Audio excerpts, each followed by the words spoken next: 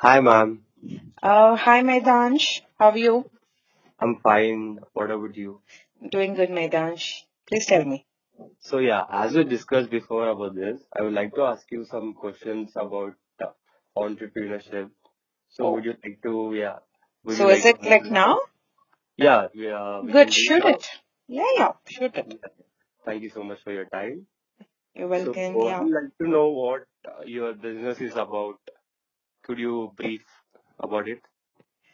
So, Maidansh, I'm sure you might have seen your cousins or your parents getting some good amount of goodies during festive times from the corporates, right? Yes. That's what I do. So, I do corporate gifting.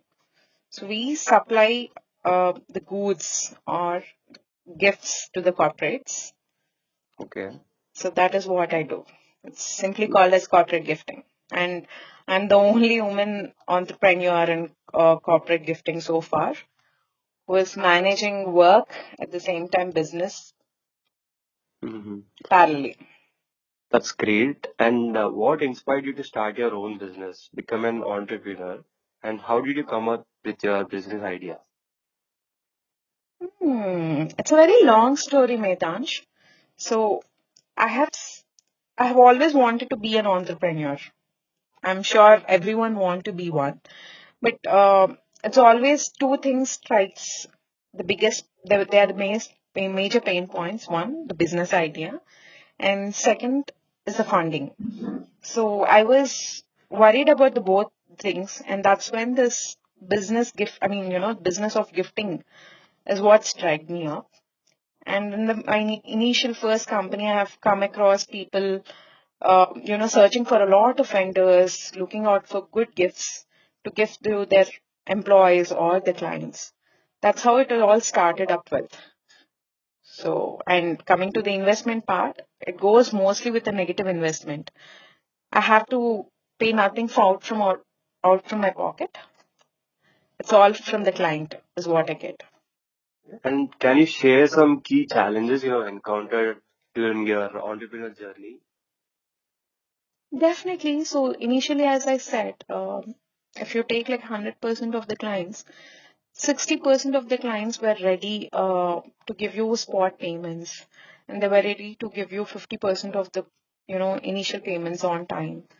But the remaining 40% is all like they would want to see your work first and then pay after like 30 days.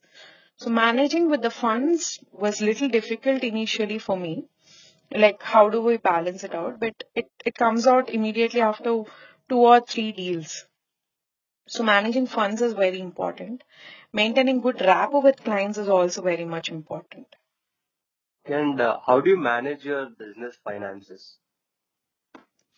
As I said, it is all about negative investment, Medansh. For example, if I receive a purchase order of almost 10 lakhs for suppose, so I will be asking a 50% amount well in advance to reduce the risk in business.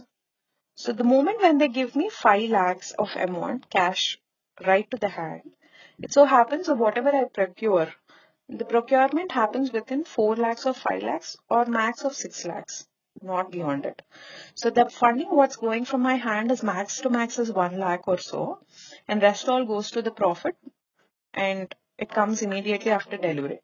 So the payment terms need to be very critical. And this is the major learning what I have got is you should be very particular about your payment terms before accepting the business. And how do you handle competition in this uncertain and unpredictable uh, business environment? Hmm. It's a new challenge every day because everyone would want to get the business. Everyone have their own methods of getting business. So what I would do initially is I would try to catch hold of the pulse of the client. I will try to build the best of the best relationship with the client in terms to understand wherein he helps out to give us the right numbers for the closure.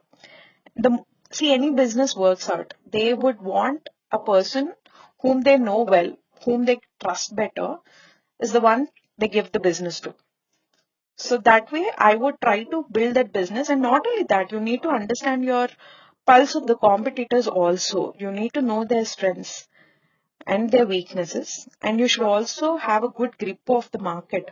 What are the new products available in the market? What is an alternative brand available for a cost efficient thing? To, at times it so happens that both of us get a same object and client is interested, but you have to give it at a better price. So you should not compromise with the quality, but you should know an alternative brand who can supply it to you at a better price. So in having this market knowledge is quite important, extremely important. And what are the valuable lessons you learned from your entrepreneurial journey? And how do you measure success in your business? Okay, can we take it in two shots? So Yes, what sure. was the first question you asked for?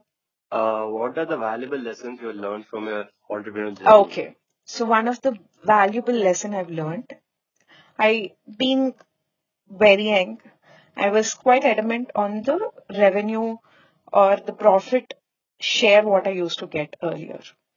But being into business, you should understand. You should always try to sell the product at the best price possible. If, and it is not that every client and any client can actually buy it out. And at times, if it is required to save the relationship with the client, you should actually have a little hit on your profit margin. And you need to know where and when to negotiate with the client. This is something you will get to learn with time. So what was the second question? How do you measure success in your business? When you keep getting repetitive